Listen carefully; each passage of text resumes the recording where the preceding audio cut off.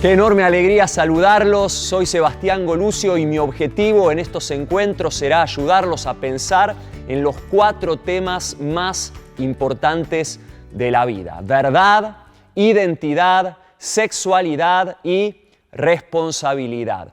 Me atrevo a decir que lo que vos pienses respecto a estos 4 temas definirá absolutamente toda tu existencia.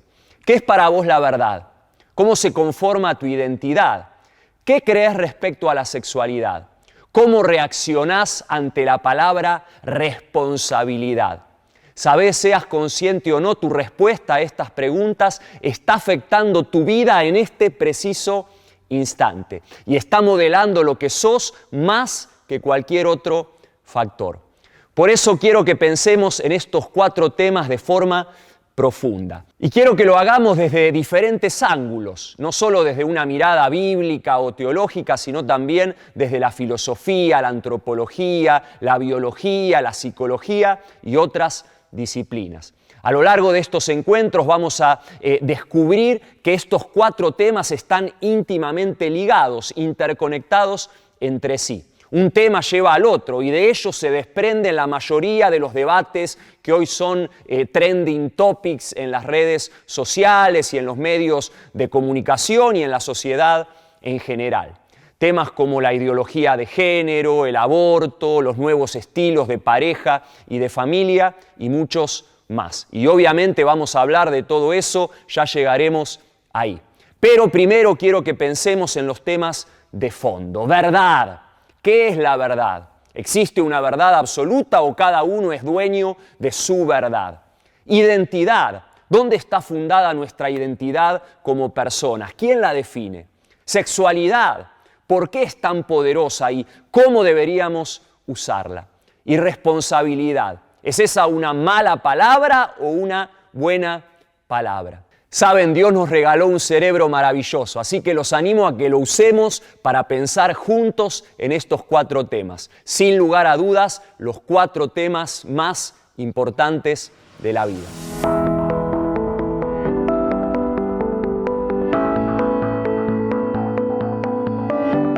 Nuestro primer tema es la verdad. Pero antes de empezar, quisiera que charlen unos minutos acerca de la siguiente pregunta. ¿Para qué creen que vino Jesús al mundo? ¿Qué les parece? Pongan pausa en este momento y tómense unos minutos para debatir esa pregunta ahí en el grupo. ¿Para qué vino Jesús al mundo?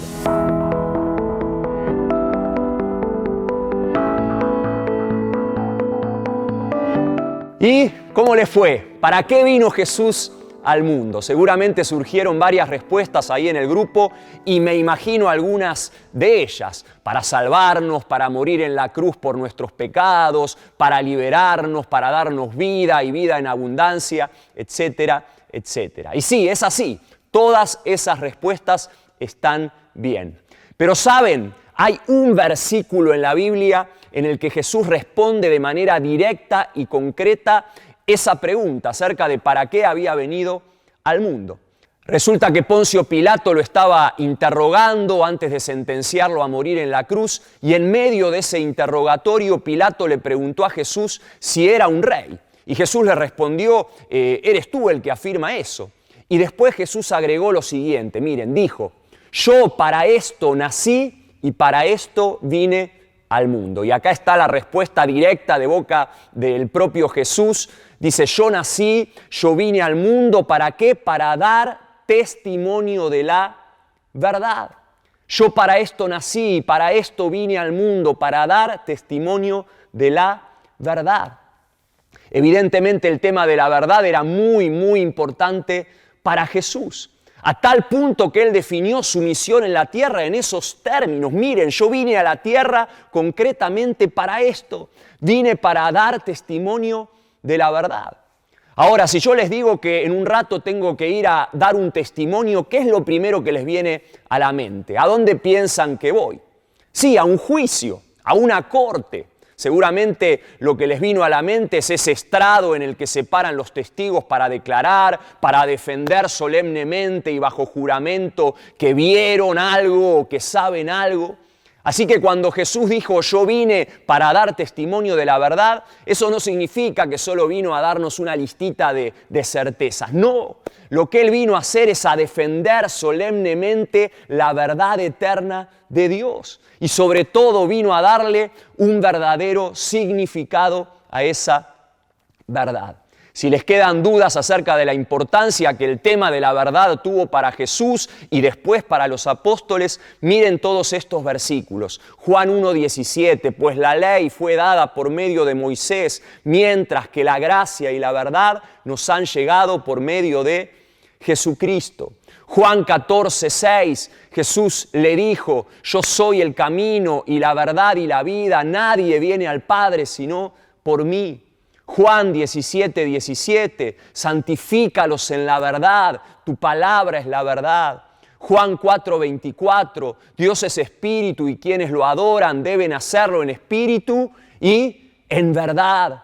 Juan 8:32, y conocerán la verdad y la verdad los hará libres. Y si la verdad nos hace libres, entonces hay algo que nos esclaviza, que nos ata, justamente lo contrario a la verdad, que es la mentira.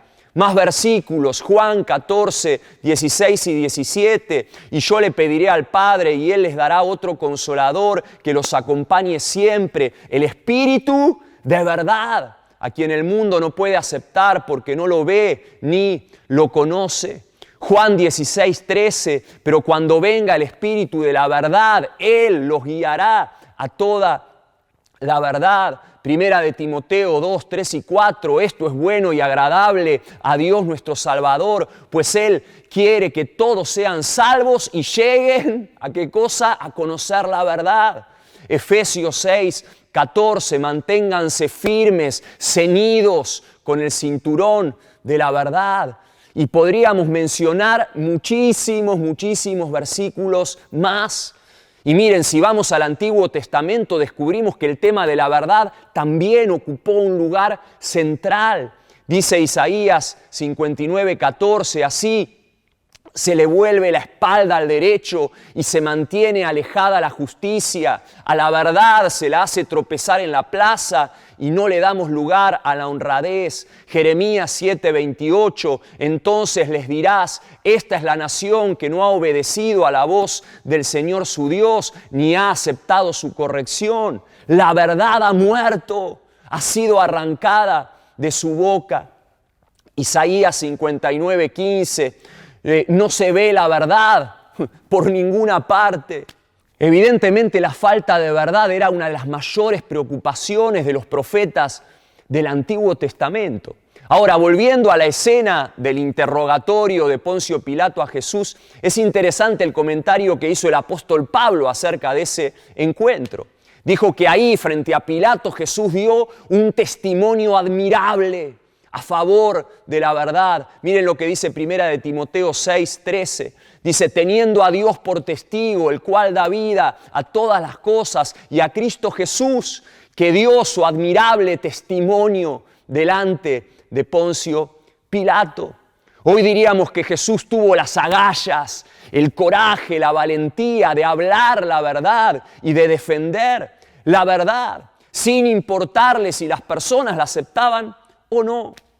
Y convengamos que a los seres humanos nos cuesta mucho aceptar la verdad. Nuestra tendencia natural es rechazarla.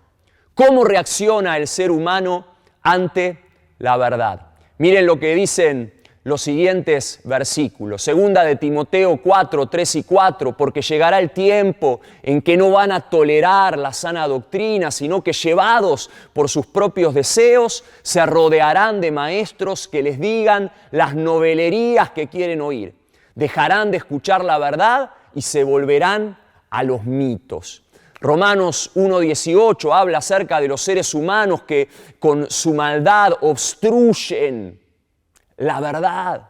Hechos 20:30 afirma que muchos enseñarán falsedades, aún de entre ustedes mismos se levantarán algunos que enseñarán falsedades. Romanos 2:8 enseña que por su egoísmo muchos rechazarán la verdad y se aferrarán a la maldad. Romanos 1:25 dice, cambiaron la verdad de Dios por la mentira. Sí, con una mano en el corazón reconozcamos que a todos nos cuesta aceptar la verdad, cualquier tipo de verdad. Sebastián, estás medio panzón y el pelo se te está poniendo blanco. No, por favor, no me digas eso que me deprimo. Decime solamente lo que quiero escuchar. Mentime. Decime que estoy flaco y musculoso, aunque sea mentira. Prefiero que me mientas antes que tener que asumir la verdad.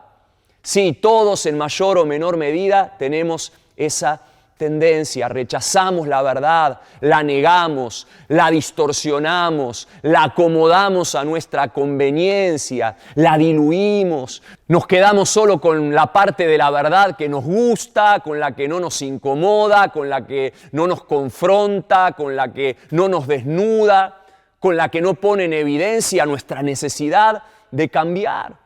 Nos quedamos con la parte de la verdad que refuerza nuestros preconceptos. Y sin darnos cuenta, ¿qué pasa? Permanecemos esclavos, o bien de la ignorancia o bien del autoengaño.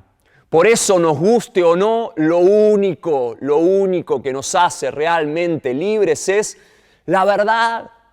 Y saben, la verdad es el único fundamento sólido sobre el cual podemos construir una vida feliz. Quisiera que se tomen unos minutos para pensar en esta pregunta. Escuchen, ¿por qué creen que a los seres humanos nos cuesta tanto aceptar la verdad? ¿Por qué nos cuesta? ¿Por qué creen que nuestra tendencia natural es rechazarla o negarla o distorsionarla o diluirla o editarla o recortarla? ¿Qué les parece? Pongan pausa y tómense unos minutos para responder esta pregunta.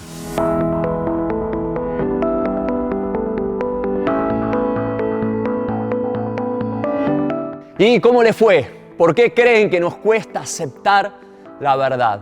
Seguramente surgieron muchas respuestas y no tenemos tiempo para charlar acerca de todas, pero quiero detenerme en una que quizás seguramente surgió en el grupo, y es la siguiente. Nos cuesta aceptar la verdad porque nos crea un compromiso. Es así. Y nos incomodan mucho los compromisos. Por eso Jesús le dijo a Pilato: yo para esto nací y para esto vine al mundo, para dar testimonio de la verdad. Y miren lo que siguió diciéndole Jesús a Pilato: todo el que está de parte de la verdad, escucha mi voz.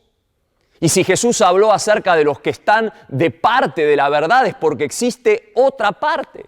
¿Cuál es esa otra parte? Sencillo, la parte de la mentira, de la falsedad, del engaño. Y Jesús con estas palabras estaba bifurcando el mundo y nos estaba generando un compromiso. Estaba haciendo algo parecido a lo que hizo Josué en el Antiguo Testamento cuando le dijo al pueblo de Israel: vamos, escojan, elijan, decidan hoy a quién van a servir, si a los ídolos o al Dios verdadero. Tienen que comprometerse o a lo uno o a lo otro, no hay terceras alternativas. Decidan. Saben, a la hora de hablar de la verdad no existen zonas grises o neutras. Las cosas son o verdaderas o falsas, punto. Y sé que esto suena radical y extremo, pero es así. Mire lo que dice 1 de Juan 4:6, nosotros somos de Dios y todo el que conoce a Dios nos escucha, pero el que no es de Dios no nos escucha. Así distinguimos entre el espíritu de la verdad y el espíritu del engaño.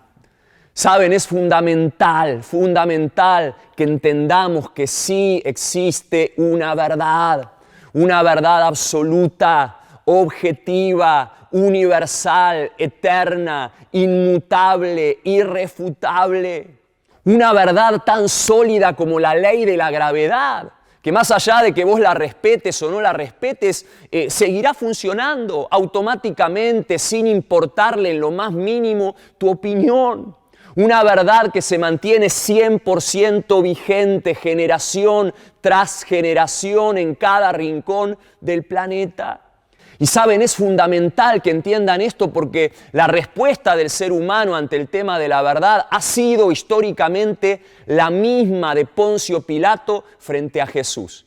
¿Qué le dijo Pilato a Jesús cuando le habló de verdad? Le dijo, Jesús, verdad, verdad. ¿Y qué es la verdad? Saben, existen al menos 3 corrientes filosóficas que intentan responder la gran pregunta que le hizo Poncio Pilato a Jesús. ¿Qué es la verdad? En primer lugar tenemos la corriente filosófica conocida como relativismo. Relativismo. ¿Qué dice el relativismo? El relativismo afirma que no existe una verdad absoluta, que todo es relativo, que lo que puede ser verdad para mí quizás no lo sea para vos y viceversa, y no hay ningún problema con eso, porque en definitiva cada uno es dueño de su verdad y no deberían existir normas que definan qué es lo que está bien o qué es lo que está mal, lo que es verdadero o lo que es falso. Todo depende del punto de vista de cada uno. Eso es lo que sostiene el relativismo. Y no es una filosofía nueva en el mundo, no surgió con el humanismo, ni con la modernidad, ni con la posmodernidad. Miren, el relativismo existió siempre. De hecho, la pregunta de Poncio Pilato fue una pregunta 100% relativista. ¿Y qué es la verdad? Jesús, ¿quién puede definirla? Otra respuesta a la pregunta ¿qué es la verdad? Es la que ofrece el pluralismo, una segunda corriente filosófica. El pluralismo afirma que todas las verdades tienen el mismo valor, que todas están al mismo nivel y que todas son válidas. Y que de una manera u otra todas las verdades, todas nos llevan al mismo destino. Por ejemplo, los pluralistas no tienen ningún problema en aceptar las enseñanzas de Jesús y en reconocerlo como un gran profeta y aún en respetar sus palabras como verdaderas.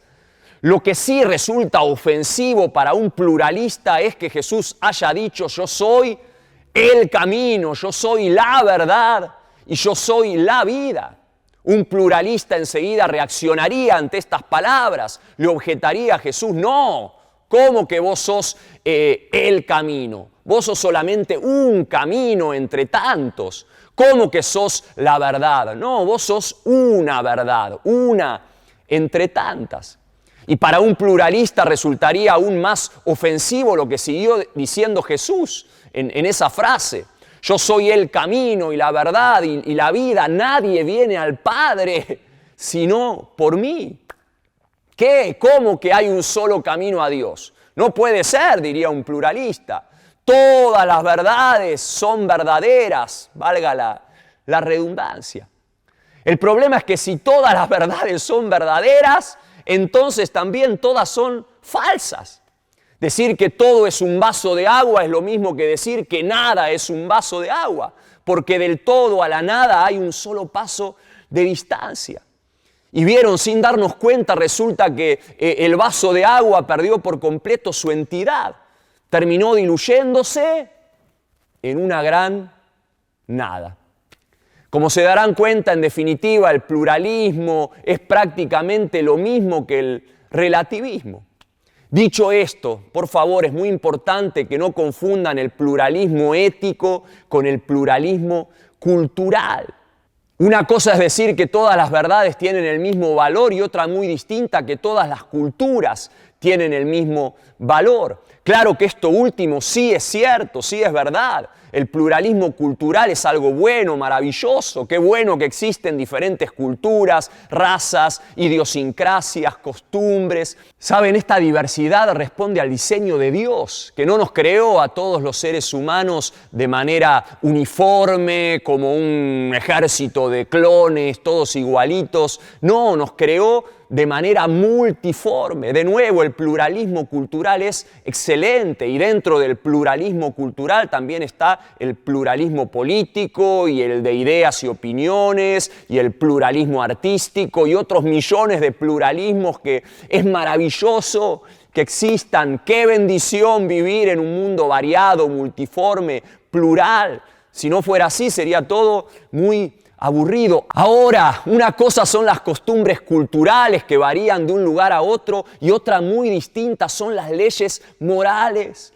por favor entendamos que las leyes morales no varían, no cambian según cada cultura en particular, sino que necesariamente son universales y eternas. Y eso nos lleva a la tercera corriente de pensamiento, la tercera corriente filosófica acerca de la verdad, que es el universalismo. El universalismo afirma que sí existe una verdad absoluta, universal y eterna, que no está sujeta a la opinión o al gusto de cada persona, ni tampoco a las costumbres de una cultura o época en particular, sino que esa verdad trasciende el tiempo y los lugares. Podríamos llamarla la verdad con mayúsculas. Y la pregunta es, ¿acaso no buscamos todos un fundamento así? ¿Acaso no queremos que nuestra vida se apoye sobre bases sólidas, firmes, duraderas? ¿Acaso no anhelamos proyectar un futuro con sentido, gobernado por parámetros objetivos y estables? Miren todos estos poemas escritos por algunos universalistas de la antigüedad. Salmo 1, sino que en la ley del Señor se deleita y día y noche medita en ella. Es como un árbol plantado a la orilla de un río que cuando llega su tiempo da fruto y sus hojas jamás se marchitan.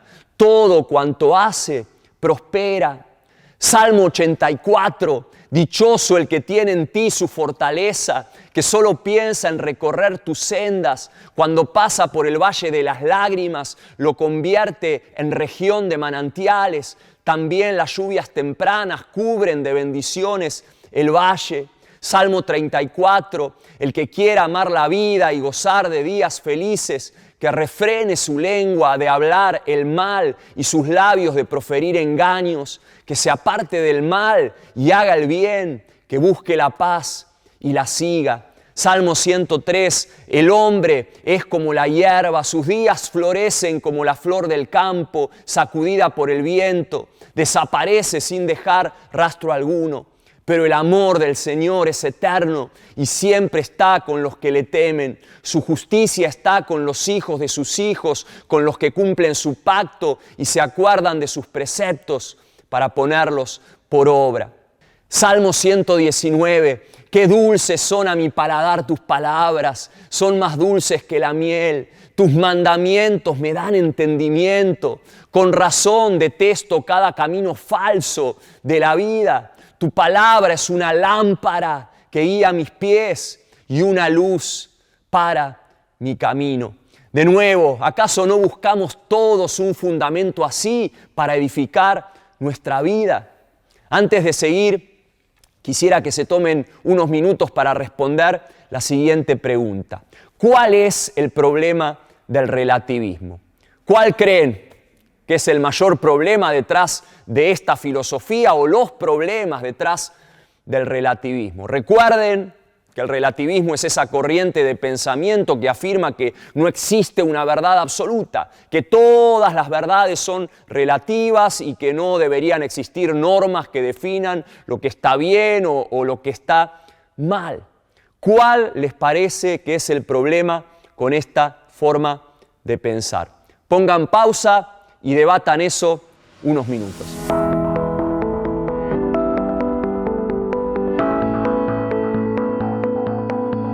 Muy bien, ¿cómo les fue? Imagino que ese debate debe haberse puesto bueno. Y estoy seguro que surgieron respuestas súper interesantes, pero quisiera centrarme en tres problemas que presenta el relativismo. En primer lugar, el relativismo presenta un problema lógico. No sé si lo notaron, pero el relativismo nace de una seria contradicción. Parte de una incongruencia lógica de base, la certeza absoluta de que no existen certezas absolutas. Un relativista les va a decir, tengo la certeza absoluta de que no existe ninguna certeza absoluta. Como que no cierra mucho la idea, ¿verdad? En segundo lugar, el relativismo plantea un problema de convivencia social, que es muy obvio, elemental. Tarde o temprano, esta corriente de pensamiento crea una sociedad anárquica, Claro, al no haber parámetros éticos, objetivos, resulta que cada uno puede hacer lo que se le dé la gana, lo que se le antoja, y eso inevitablemente lleva al caos. Total, si yo decido que robar o matar a una persona no tiene nada de malo, ¿quién sos vos o quién es el Estado para juzgarme si, por ejemplo, me agarran ganas de asesinar a una mujer en la esquina de mi casa o robarle una cartera? Si en definitiva yo soy dueño de mi verdad y hago lo que quiero. Obviamente ninguna sociedad podría sobrevivir así. Por eso aún Albert Einstein, el gran creador de la teoría de la relatividad, decía que la relatividad es aplicable a la física, pero no a la ética. Por último, el relativismo plantea un problema de sentido común. Y saben, ese es el problema más grave y más peligroso de todos. Porque al eliminar por completo el concepto de verdad, el relativismo le abre las puertas de par en par a cuánta mentira pueda andar dando vueltas por ahí. Y saben, de esa forma también le abre la puerta a la locura. Sí, a la locura. Siempre me llamó la atención el tono sarcástico de Isaías 44. Resulta que en ese pasaje el profeta habla acerca de las personas que en aquel tiempo construían ídolos con pedazos de madera que habían cortado un rato antes ahí en el bosque. Y miren lo que dice Isaías ahí en el versículo 18. Dice, no saben nada, no entienden nada, sus ojos están velados y no ven. Su mente está cerrada y no entienden. Les falta conocimiento y entendimiento. No se ponen a pensar ni a decir, usé la mitad para combustible, incluso horneé pan sobre las brasas, asé carne y la comí, y haré algo abominable con lo que queda. Me postraré ante un pedazo de madera. Se alimentan de ceniza, se dejan engañar por su iluso corazón. No pueden salvarse a sí mismos, ni decir lo que tengo a mi diestra es una, ¿qué cosa? Mentira. Fíjense lo fuerte que es todo esto. ¿A qué igualó el profeta Isaías a un ídolo? Sí, a una mentira, a una mentira. Empezamos este encuentro preguntando por qué vino Jesús al mundo y dijimos que vino para dar testimonio de la verdad. Pero saben, hay otro versículo en la Biblia que también responde de forma contundente a la pregunta ¿para qué vino Jesús al mundo? Miren lo que dice Juan en 1 de Juan 3:8. Dice, el Hijo de Dios fue enviado precisamente para destruir las obras del diablo. Y saben, la principal obra del diablo es la mentira. Ahí radica todo el poder del enemigo, en la mentira. Por eso Jesús dijo que el diablo es, ¿qué cosa? Padre de mentiras. Y saben, donde le damos lugar a la mentira sin darnos cuenta, vamos enloqueciendo. Sí, podemos volvernos locos muy fácilmente. Porque la locura es esa ceguera mental de la que hablaba Isaías. Es esa incapacidad de darnos cuenta de que estamos siguiendo mentiras. Sencillamente no nos damos cuenta. Y con muchísima facilidad cualquiera de nosotros puede terminar como una de esas personas que describía Isaías, ciegos, autoengañados, sin entendimiento, locos y necesitados de que alguien venga y nos abra los ojos. Podríamos definir la locura en estos términos. Locura es perder contacto con la realidad.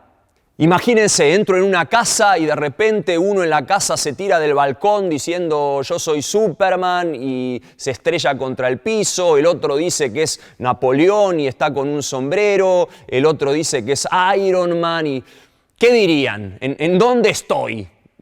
¿De qué se trata esa casa? Dirían, estás en un manicomio. ¿Por qué? Porque esas personas de la casa perdieron contacto con la realidad. Y la locura implica eso, perder el contacto con la realidad. Por eso cuando el preámbulo de la Constitución Nacional Argentina se refiere a Dios como la fuente de toda razón y justicia, ¿sí? Dios, la fuente de toda razón y justicia, no está haciendo proselitismo religioso la Constitución con esas palabras, no.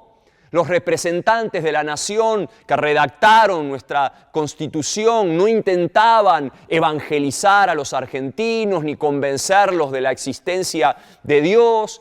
Tampoco estaban negando la importancia de un Estado laico. No, lo único que pretendían los constitucionalistas era preservarnos como sociedad y evitar que caigamos en la locura colectiva. Porque saben, es muy fácil caer en ese tipo de locura también.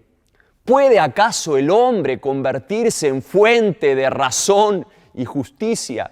Decía Erich Fromm, uno de los más destacados psicólogos sociales y filósofos de la historia.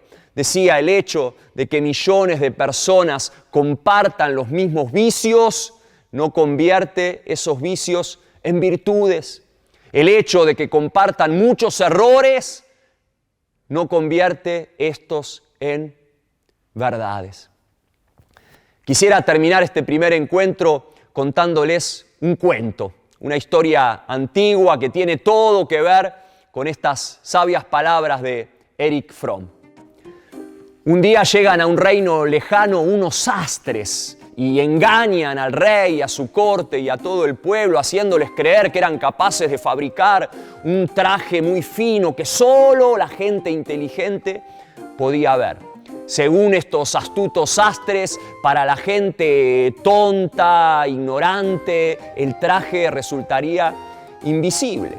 Inmediatamente el rey manda a fabricar el traje y envía a unos siervos que vuelven reportándole: rey, no sabe lo hermoso que es el traje. Claro, no habían visto nada porque era toda una mentira que los sastres habían inventado. Y llega el día en que le traen el traje al rey y el rey también finge que lo ve, qué traje maravilloso, cuando en realidad no estaba viendo nada. Y todos muerden el anzuelo y por temor a quedar como tontos presumen ver el traje mientras el rey se pasea en ropa interior por las calles del reino y recibe todo tipo de halagos por su espléndido traje. Y la mentira solo queda al descubierto ¿cuándo? Cuando un niño, un chiquito que estaba ahí en el público, grita bien fuerte: ¡Ey! Pero si el rey está desnudo. Qué fácil es que nos vendan aún las mentiras más burdas, más tontas, a nivel personal y también como sociedad.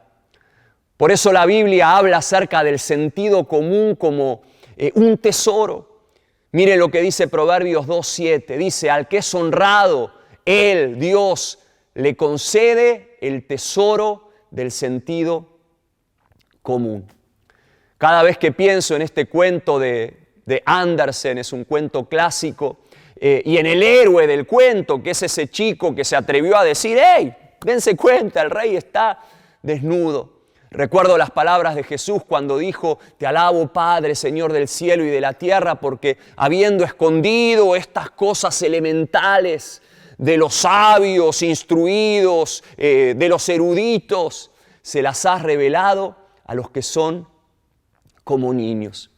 Pareciera que si no tenemos un corazón de niños, la simpleza del niño del cuento, el sentido común inocente del que hablaba Jesús, si no tenemos ese corazón, entonces ustedes y yo y cada ser humano en este planeta estamos mucho más cerca de enloquecer de lo que creemos.